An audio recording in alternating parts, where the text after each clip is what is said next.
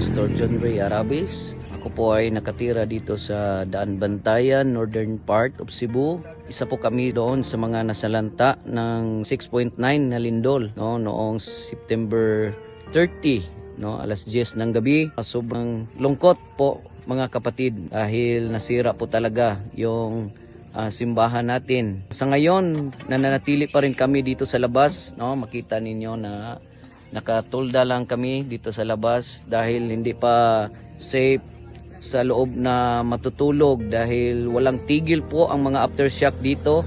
Kami po ay nananalangin na maibalik yung church natin para pagpatuloy yung pagsamba namin dito mga kapatid.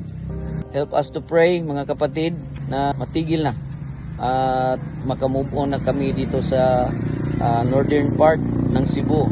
Salamat po sa inyong mga dasal para sa amin. God bless us all.